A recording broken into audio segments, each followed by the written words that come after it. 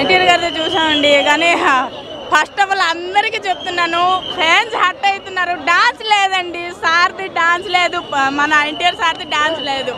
మిగతావన్నీ ఆయన రొటీన్ బాగున్నాయి, ఫైటింగ్ బాగుంది, యాక్టింగ్ బాగుంది. సరికొత్తగా చూపించారు, ఒక హీరోకి విలన్ లాగా చూపించడం చాలా చాలా చాలా కొత్తగా ఉంది, బాగుంది. రేటింగ్ అయితే 9 ఇస్తాను.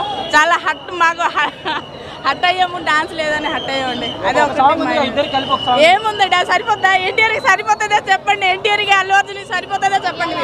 మీరే చెప్పాలి, నేను చెప్పక్కర్లేదు. యూత్కి అడగండి, డాన్స్ సరిపోలేదు యూత్కి.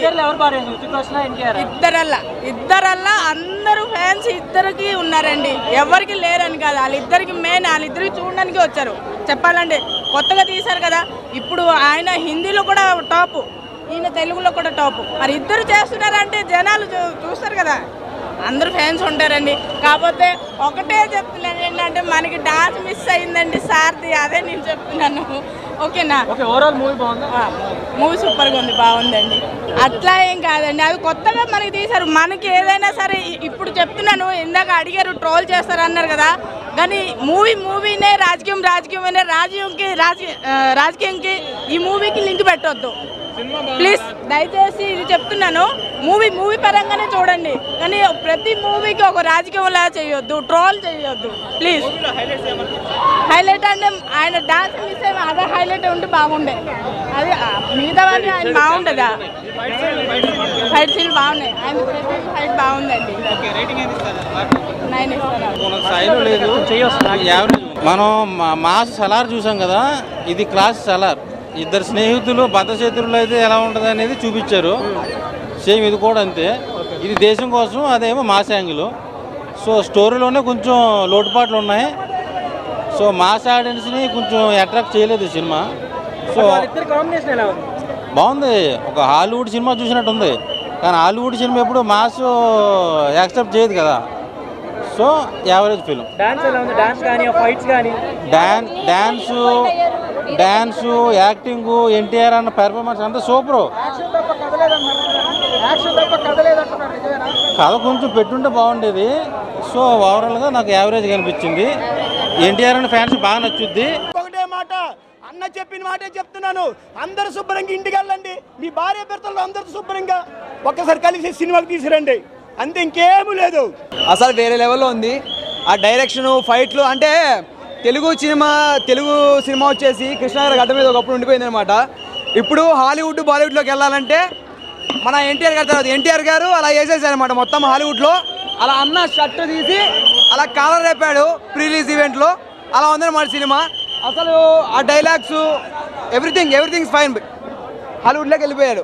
సెకండ్ హాఫ్లో అలా ఏం లేదండి, అంటే క్యారెక్టరైజేషన్ ఉంటుంది. విక్రమ్ తర్వాత రఘు అని చెప్పి విక్రమ్ రఘుగా మారారనమాట. ఫైన్. లాస్ట్లో ఫైట్ సీన్ ఒకటి ఉంటుంది అనమాట. అసలు వేరే లెవెల్ ఉంది సినిమా అయితే. కూలీ అంటున్నారు కదా, ఎన్టీఆర్ గారి అభిమానికి చెప్తానా, కాలర్ ఎగరే చెప్తా అన్నా, వేరే level cinema. Do watch in theatres. Double collar ఎగరేస్తున్నాం fans. Cinema 1 man show. Hrithik Roshan బాగున్నారు, కానీ తారక్ అనే సినిమా నిలబెట్టారు. సినిమా హిట్ అయినంత మా తారక్ అన్న వల్లే. జై ఎన్టీఆర్ అండ్ జై బాబు. చెప్పినాడు కదా, ఎట్లా ఉంది. February 13, 2015లో ఎత్తిన కాలర్ ఇప్పటివరకు దించలే. ఫ్యూచర్లో ఇక మీదటి దించే అవసరం కూడా రాదు. 4 out of 5. ఏం లేదండి. డాన్స్ అయితే ఇంకా గ్రేస్ఫుల్ మూమెంట్స్, ఇద్దరు పోటాపోటీ. బీజిఎం ఇద్దరిది ర్యాంప్ ఆడించారండి. ఎంట్రీకి అయితే ఎన్టీఆర్ ఎంట్రీకి బీజిఎం ర్యాంప్ ఆడించారు. ఎన్టీఆర్ అన్న ఏకదమ్.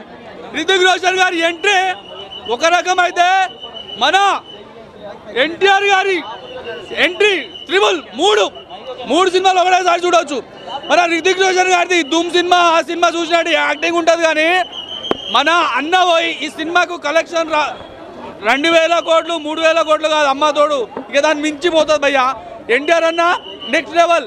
ఇగో హిందీ సినిమా హీరోలు తెలుగు హీరో వాళ్ళకి ఎంచుకోవడానికి కారణం ఎవరంటే RRR మూవీ, రామ్ చరణ్, అదేవిధంగా మన ఎన్టీఆర్ గారు.